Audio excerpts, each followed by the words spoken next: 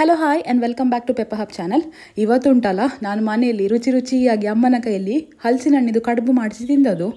ತುಂಬ ಸಮಯ ಆಗಿತ್ತು ತಿನ್ನದೆ, ವರ್ಷನೇ ಆಗಿತ್ತು. ಬ್ಯಾಂಗ್ಳೂರಲ್ಲೆಲ್ಲ ಹಲಸಿನ ಹಣ್ಣು ಸಿಗ್ತದೆ, ಸಿಗೋದಿಲ್ಲ ಅಂತಲ್ಲ, ಆದರೆ ನನಗೆ ಮಾಡಲಿಕ್ಕೆ ಬರೋದಿಲ್ಲ ಆಯಿತಾ. ಹಾಗೆ ಮನೆಗೆ ಹೇಗೂ ಬಂದಿದ್ದೆ ಅಲ್ಲ ಅಮ್ಮನ ಹತ್ರ ಮಾಡಿಸಿ ತಿನ್ನುವ ಅಂತ. ಇದು ಸೀಸನಲ್ ಫ್ರೂಟ್ ಅಲ್ಲ, ವರ್ಷಕ್ಕೊಂದ್ಸಲ ಸಿಗ್ತದೆ ಇದು. ಹಾಗೆ ನಿಮ್ಮ ಹತ್ರ ಸಹ ಈ ರೆಸಿಪಿ ಶೇರ್ ಮಾಡುವ ಅಂತ ಕಂಪ್ಲೀಟಾಗಿ ವಿಡಿಯೋ ಮಿಸ್ ಮಾಡದೆ ಕೊನೆಯ ತನಕ ಸಹ ನೋಡಿ ಹೇಗುಂಟು, ಹೇಗೆ ಮಾಡೋದು ಅಂತ. ಹಾಗಾದರೆ ಬನ್ನಿ ವಿಡಿಯೋ ಸ್ಟಾರ್ಟ್ ಮಾಡುವ.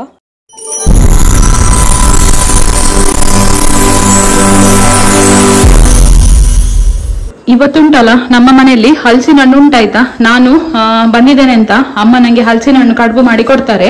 ನಾನು ಅಮ್ಮನ ಹತ್ರ ಹೇಳಿದ್ದು ನಂಗೆ ಹಲಸಿನ ಹಣ್ಣು ಕಡುಬು ಬೇಕು ಅಂತ, ನಂಗೆ ತುಂಬಾ ಇಷ್ಟ ಇದು.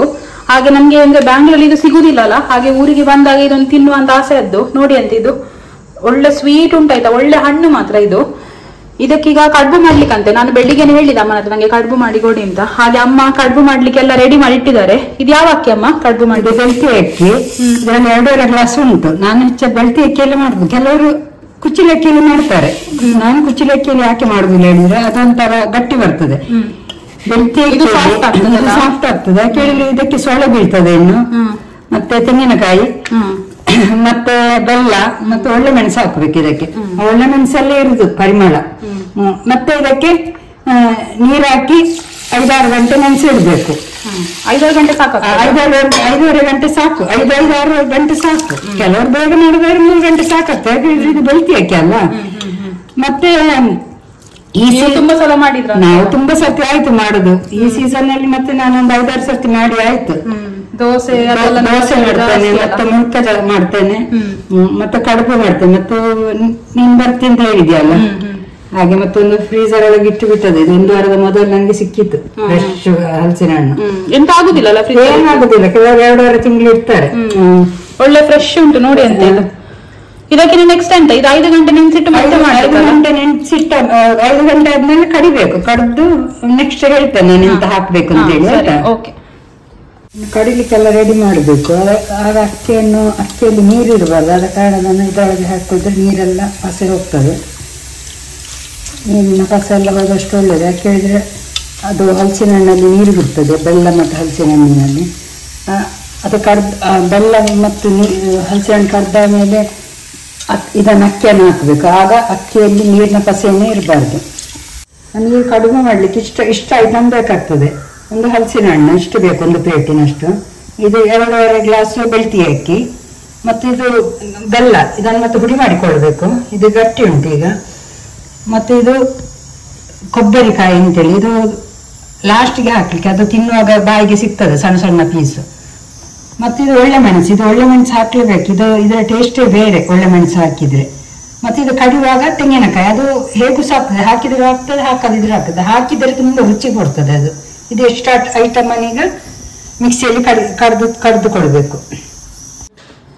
ಈಗ ನಾನು ಈ ಬೆಲ್ಲವನ್ನು ಹುಡಿ ಮಾಡಿಕೊಳ್ತೇನೆ. ನೋಡಿ ಇಷ್ಟು ಗಟ್ಟಿ ಉಂಟು ನೋಡಿ. ಇದು ಈಗ ಹುಡಿ ಮಾಡಿಕೊಳ್ಳದಿದ್ರೆ ಮಿಕ್ಸಿಗೆ ಹಾಕಿದ್ರೆ ಬ್ಲೇಡ್ ಕಟ್ಟಾಗುವ ಚಾನ್ಸ್ ಇರ್ತದೆ. ಆದ ಕಾರಣ ಹುಡಿ ಮಾಡಿಕೊಂಡೇ ಮಿಕ್ಸಿಗೆ ಹಾಕಿ.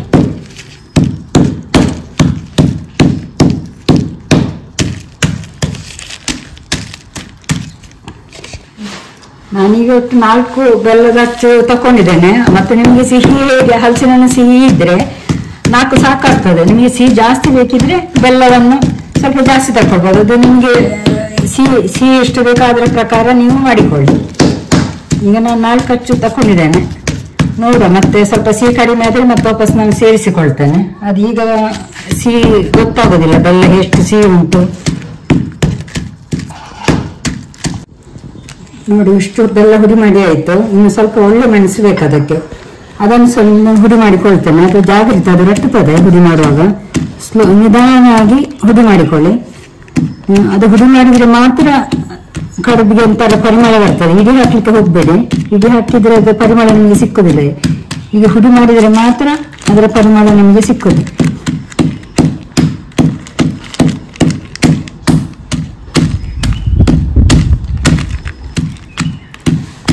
ಈಗ ನೋಡಿ ಮಿಕ್ಸಿ ಜಾರಿಗೆ ಹಲಸಿನ ಹಣ್ಣು ಹಾಕಿಕೊಳ್ಳಿಕ್ಕೆ ಉಂಟು.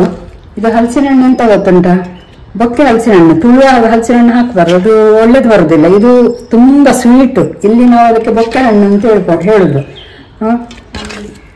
ಅಂಬಲಿ ಅಂತ ಹೇಳ್ತಾರೆ, ಅದು ಹಾಕಬಾರ್ದು, ಅದು ಒಂಥರ ಟೇಸ್ಟ್ ಬರುದಿಲ್ಲ. ಕಡುಬು ಮಾಡ್ಬೇಕಾದ್ರೆ ಇದೇ ಹಣ್ಣು ಸಿಕ್ಬೇಕು ನಿಮಗೆ. ಇನ್ನು ಬೆಲ್ಲ ಹಾಕ್ತಾ ಇದ್ದೇನೆ, ಅದರೊಟ್ಟಿಗೆ ಗುದ್ದಿಟ್ಟ ಬೆಲ್ಲವನ್ನು ಹಾಕ್ತಾ ಇದ್ದೇನೆ. ಅಂತ ಹೇಳಿದ್ರೆ ಇದು ಎರಡನ್ನು ಮಾತ್ರ ನಾವು ಕಡಿಬೇಕು. ಯಾಕೆ ಹೇಳಿದ್ರೆ ಅಕ್ಕಿ ಮತ್ತೆ ಹಾಕ್ಬೇಕಾಗ್ತದೆ, ಇದು ಈಗ ನೀರು ಬಿಡ್ತದೆ, ಅದು ಎರಡು ಕಡ್ದ ಕೂಡಲೇ ನೀರು ಬಿಡ್ತದೆ. ಆದ ಕಾರಣ ಇದು ಎರಡು ಐಟಮ್ ಅನ್ನು ಮಾತ್ರ ನಾನು ಕಡಿತಾ ಇದ್ದೇನೆ. ಇದು ಕಡಿಯುವಾಗ ಮಾತ್ರ ನೀರು ಸೇರಿಸಿಕೊಳ್ಬೇಡಿ ಅಂತ ಹೇಳಿ, ಹಲಸಿನ ಹಣ್ಣಲ್ಲಿ ನೀರಿನ ಅಂಶ ಉಂಟು, ಬೆಲ್ಲ ಬೆರೆಸೋ ನೀರು ಉಂಟು. ಆದ ಕಾರಣ ಕಡಿಯುವಾಗ ನೀರು ಹಾಕೊಳ್ಬೇಡಿ. ಮತ್ತೆ ಅಕ್ಕಿ ಹಾಕುವಾಗ ನೋಡ್ಕೊಳ್ಳಿ, ಮಿಕ್ಸಿ ರನ್ ಆಗದಿದ್ರೆ ಅಕ್ಕಿ ಹಾಕುವಾಗ ಸ್ವಲ್ಪ ಸ್ವಲ್ಪ ನೀರು ಹಾಕಿಕೊಂಡು ಕಡಿದ್ರೆ ಆಯ್ತು, ಅದು ನೋಡಿಕೊಂಡು ಕಡಿದ್ರೆ ಆಯ್ತು. ಫಸ್ಟ್ ಇದೆರಡನ್ನು ಕಡಿದುಕೊಂಡು ನೋಡಿಕೊಳ್ಳು. ಈಗ ನಾನು ಹಲಸಿನ ಹಣ್ಣು ಮತ್ತು ಬೆಲ್ಲ ಮಿಕ್ಸಿಯಲ್ಲಿ ಕಡ್ದಿದ್ದೇನೆ ನೋಡಿ, ಈ ಪಾಕ ಬಂದಿದೆ, ಈ ಪಾಕ ಬಂದಿದೆ. ಇನ್ನು ಇದಕ್ಕೆ ಅಕ್ಕಿಯನ್ನು ಹಾಕಿ ಕಡಿಬೇಕು. ಅಕ್ಕಿಗೆ ಹಾಗೆ ತುಂಬಾ ಸಣ್ಣ ಆಗ್ಬೇಕಂತ ಹೇಳಿಲ್ಲ, ಸ್ವಲ್ಪ ತರಿ ತರಿ ಇದ್ರೆ ಒಳ್ಳೇದು, ಕಡ್ದು ಅಲ್ವಾ ಒಳ್ಳೆ ಆಗ್ತದೆ. ಈಗ ನಾನು ಅಕ್ಕಿಯನ್ನು ಹಾಕ್ತಾ ಇದ್ದೇನೆ.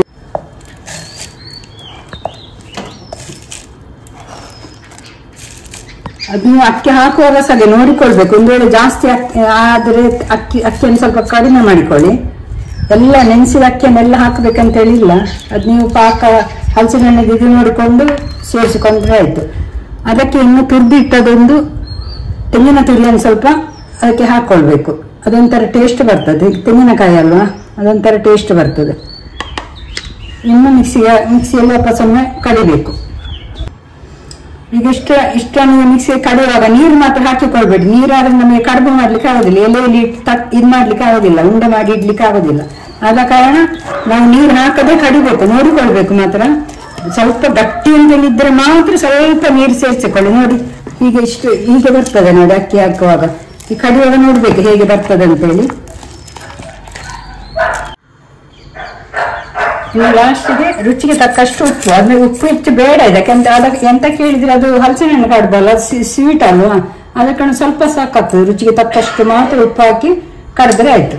ನೋಡಿ ಕಡ್ದಾದ್ಮೇಲೆ ಈ ಹದಕ್ಕೆ ಬರಬೇಕು ನೋಡಿ, ನಮಗೆ ತಟ್ಲಿಕ್ಕೆ ಸರಿ ಕರೆಕ್ಟ್ ಸಿಗ್ತದೆ, ಆಗ ಉಂಡೆ ಮಾಡಿ ಇಡ್ಲಿಕ್ಕೆ. ಈಗ ನಾನು ಬೇರೆ ಪಾತ್ರಕ್ಕೆ ಹಾಕ್ತೇನೆ. ಬೇರೆ ಪಾತ್ರಕ್ಕೆ ಯಾಕೆ ಹಾಕೋದಿದ್ರೆ ಅದಕ್ಕೆ ನಮಗೆ ಕೆಲವು ಐಟಮ್ ಎಲ್ಲ ಹಾಕ್ಲಿಕ್ಕೆ ಉಂಟಲ್ಲ. ನೋಡಿ ಇದಕ್ಕೆ ನಾನು ಗುದ್ದಿಟ್ಟದು ಒಳ್ಳೆ ಮೆಣಸು, ಅದು ಪೆಪ್ಪರ್ ಹಾಕ್ತಾ ಇದ್ದೇನೆ, ಅದೊಂದು ಫ್ಲೇವರೇ ಬೇರೆ ಕೊಡ್ತದೆ ನಿಮಗೆ. ಮತ್ತೆ ಇದು ತೆಂಗಿನಕಾಯಿದು ಕಟ್ ಮಾಡಿ ಇಟ್ಟುಕೊಳ್ಬೇಕು, ಅದು ನಾವು ತಿನ್ನುವಾಗ ಉಂಟಲ್ಲ ಬಾಯಿಗೆ ಸಿಗ್ತದೆ, ಅದರ ಒಂದು ಟೇಸ್ಟೇ ಬೇರೆ. ನೋಡಿ ಅದು ತಿಂದ ಮೇಲೆ ಗೊತ್ತಾಗೋದು, ಅದು ನೀವು ಮಾಡಿ ನೋಡಿ ಗೊತ್ತಾಗ್ತದೆ ನಿಮಗೆ ಅದಾಗ. ನೋಡಿ ಇದಿಷ್ಟು ಎಲ್ಲ ತಕೊಂಡಿದ್ದೇನೆ. ಇದಕ್ಕೆ ಸಾಗುವಾನಿ ಎಲೆ ಅಂತ ಹೇಳ್ತಾರೆ. ಸಾಗುವಾನಿ ಕನ್ನಡದಲ್ಲಿ ಸಾಗುವಾನಿ, ಇಂಗ್ಲಿಷಲ್ಲಿ ಟೀಕ್ ವುಡ್ ಅಂತ ಹೇಳ್ತಾರೆ. ಇದರ ಮರದಿಂದ ದೇವಸ್ಥಾನಗಳಿಗೆಲ್ಲ ಬಾಗಿಲು ಮತ್ತೆ ಮರದ ದೇವಸ್ಥಾನದ ಪೀಠಗಳು ಮತ್ತೆ ಮನೆಗೆ ಸಹ ಹಾಗೆ ಹೊಸ ಮನೆಗಳಿಗೆಲ್ಲ ಬಾಗಿಲೆಲ್ಲ ಇದರ ಮರದಿಂದಲೇ ಮಾಡುದು. ಮತ್ತೆ ಇದರಲ್ಲಿ ನಾವು ಎಲೆಯಲ್ಲಿ ಯಾಕೆ ಮಾಡ್ತೇವೆ ಹೇಳಿದ್ರೆ ಇದರದ್ದು ಟೇಸ್ಟೇ ಬೇರೆ. ಕೆಲವರು ಬಾಳೆ ಎಲೆಯಲ್ಲಿ ಮಾಡ್ತಾರೆ, ಕೆಲವರು ಉಪ್ಪಳಿಗೆ ಎಲೆಯಲ್ಲಿ ಮಾಡ್ತಾರೆ. ನೋಡಿ ಇಷ್ಟ ಐಟಮ್ ಹಾಕಿದ್ದೇನೆ.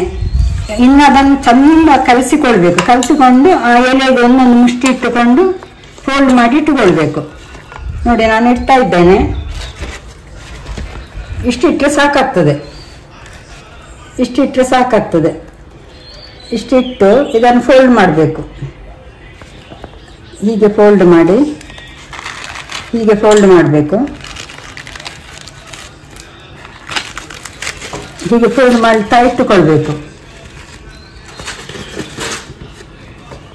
ಮತ್ತೆ ಹೆಚ್ಚು ಹಿಟ್ಟು ಹಾಕ್ಲಿಕ್ಕೆ ಹೋಗ್ಬೇಡಿ, ಅಂತೇಳಿ ಬೇಯುವುದಿಲ್ಲ. ಒಮ್ಮೊಮ್ಮೆ ಸ್ವಲ್ಪ ಸ್ವಲ್ಪ ಹಾಕಿದ್ರೆ ಸಾಕಾಗ್ತದೆ. ಅದು ನಮಗೆ ಹಿಟ್ಟಿಟ್ಟಿದ್ರೆ ತಿನ್ಲಿಕ್ಕೆ ಒಳ್ಳೆ ಆಗಿಲ್ಲ. ಹಾಗೆ ಸಣ್ಣ ಸಣ್ಣ ಎಲೆ ದೊಡ್ಡದು ಇರ್ಬೇಕು ಮಾತ್ರ, ಇಲ್ಲಾಂದ್ರೆ ಹಿಟ್ಟು ಹೊರಗಿನ ಸೈಡಿಂದ ಬರ್ತದೆ. ಆದ ಕಾರಣ ಎಲೆಯನ್ನು ನೋಡಿಕೊಂಡು ಒಳ್ಳೆ ಎಲೆ ಹೆಕ್ಕಿಕೊಂಡು ಮಾಡಿ. ಇಷ್ಟೇ ಸಾಕು ನೋಡಿ, ಹೆಚ್ಚು ಇಡ್ಲಿಕ್ಕೆ ಹೋಗಬೇಡಿ. ಅದು ಪಕ್ಕ ಬೇಯುವಾಗ ಹಿಟ್ಟು ಹೊರಗಿಂದ ಬರೋ ಚಾನ್ಸಸ್ ಇರ್ತದೆ.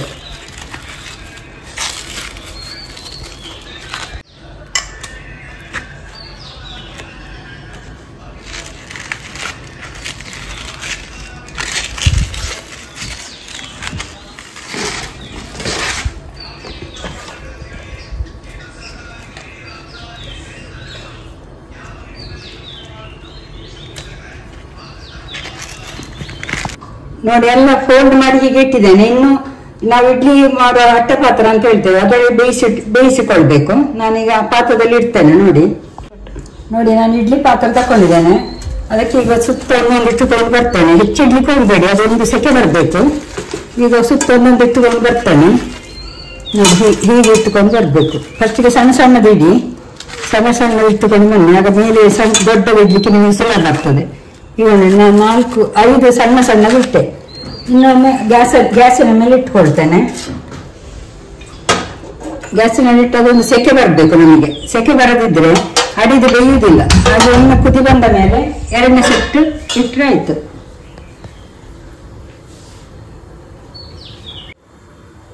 ಈಗ ಪಾತ್ರೆ ಇಟ್ಟಿದ್ದೇನೆ. ಅದೊಂದು ಸೆಕೆ ಬರದೆ ಹೇಳಿದ್ರೆ ನಮ್ಗೆ ಕುದಿ ಬರುವ ಒಳ್ಳೆ ಹೊಗೆ ಹೋಗ್ತದೆ, ಸುತ್ತ ಹೊಗೆ ಹೋಗ್ತದೆ. ಆಗ ಸೆಕೆ ಸ್ವಲ್ಪ ಬೆಂದಿದೆ ಅಂತೇಳಿ ಆಮೇಲೆ 2ನೇ ಸುತ್ತಿಟ್ರೆ ಆಯ್ತು.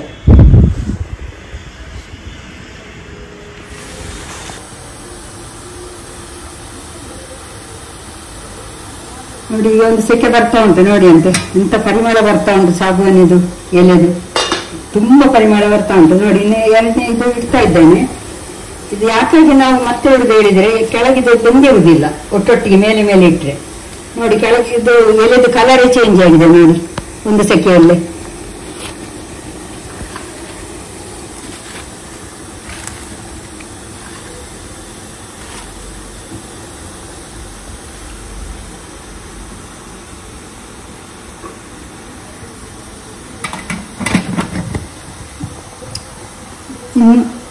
ಇನ್ನು ಇದನ್ನು 20 ನಿಮಿಷ ಬೇಯಿಸಬೇಕಾಗ್ತದೆ. ಖಾಲಿ 20 ನಿಮಿಷ ಬೇಯಿಸಿ ಇಟ್ಟರೆ ಆಯ್ತು. ನೋಡಿ ಈಗ ಬಂದಾಗಿದೆ ನೋಡಿ. ನನಗೆ ಬಿಡಿಸಿ ತೋರಿಸ್ತೇನೆ ನೋಡಿ. ಒಂಥರ ರೆಡ್ ಬಂದಿದೆ ನೋಡಿ, ಕಲರ್ ಚೇಂಜ್ ಆಗಿದೆ. ಅದು ಈ ಎಲೆ ಸಾಗುವಾನಿ ಎಲೆ ಅದ್ದಕ್ಕೆ ಮಾತ್ರ.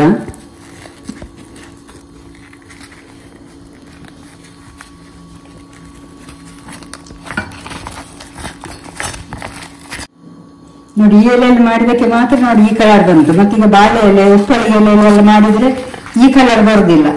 ಇದು ನೋಡಿ ಕಟ್ ಮಾಡ್ತೇನೆ ನೋಡಿ.